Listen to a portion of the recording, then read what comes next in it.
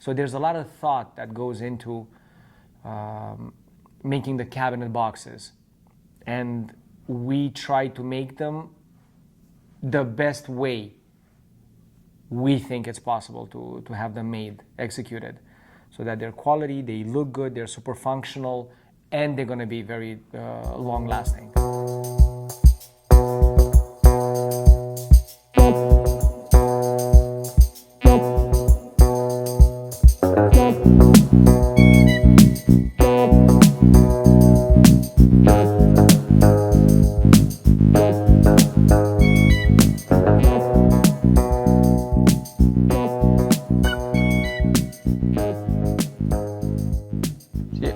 I cut the cabinet and I put it together, right?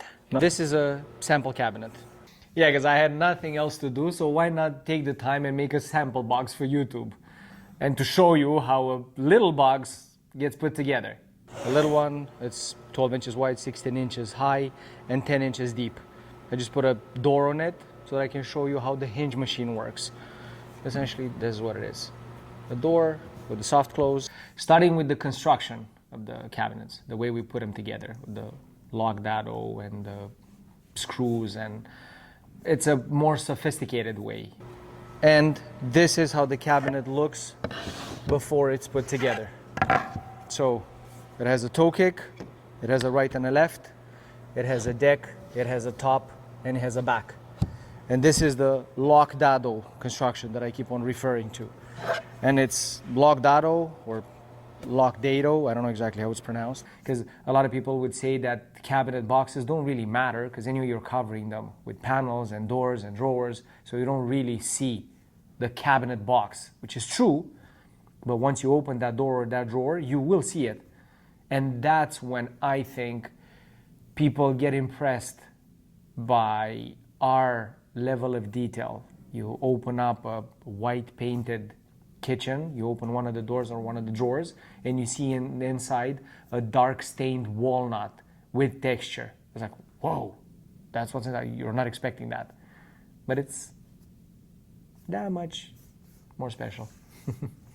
Because they go like this, and this is a dado, but because it has screws in it, it's called a Lockdado in the software in e-cabinets. So it is like a little puzzle that you have to put together. They go in like this. We always try to use the highest end laminated presswoods with texture and a nice color. And there's always in the design stage, they're trying to match something or use complementary colors that go with the overall project. And then you put the top, and then you put the little toe kick, which is going to act as support for the finished toe kick, and you put the other side. Again, line up all the dados, make sure that everything goes in. You're using fasteners, and we're using 1 3/4 inch screws, making sure that everything is nice and aligned. You just lock the dado in place with the screws. So this cabinet now, it's super strong, but like I said, in case you ever need to modify something on it, it's just a matter of undoing the screws and opening up the cabinet. Shorten it or add extra cuts or extra whatever construction you might need in it. The other side, same thing, making sure that the front is nice and aligned.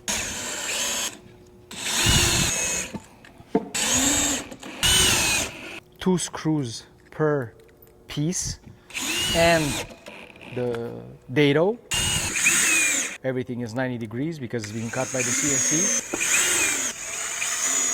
And this is your little test cabinet. And now we're gonna go and drill the holes for the hinges for the door. So now this is a press drill, but it's specially designed to drill hinge holes because it's manufactured by Blum, the people that manufacture the hinge, actually. The hinges, the plates, the tracks, all the hardware, basically, the hardware that we're using for doors and drawers. I'm putting dust collection because I don't want to make dust.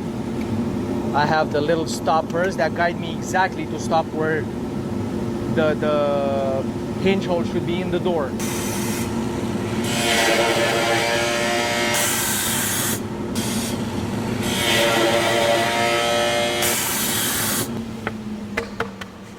now the door has the holes in it, and it has the guiding holes for the screw, so that you know that the door will be positioned, or the hinges will be positioned perfectly on the door. So now you're just securing the hinges on the back of the door using the guide holes that the press drill made. So now, by using the holes that were drilled by the hinge machine, I know that the body of the hinge is exactly at 90 degrees with the back edge of the door, which is very important, because if you put the hinges slightly off, not perfectly parallel and perpendicular on the back edge of the door, you're going to have problem adjusting the door onto the cabinet. And now we just put the plates on the pre-drilled holes inside of the cabinet, and the door will be attached onto the plates. It just hooks into it. There's a little hook there, and then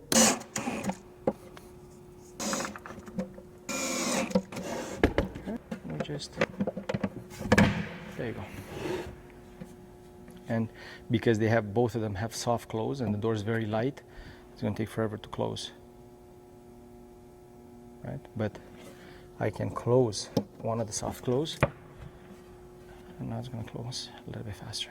And that's how a sample cabinet with the door looks like. Ta-da! Ta-da!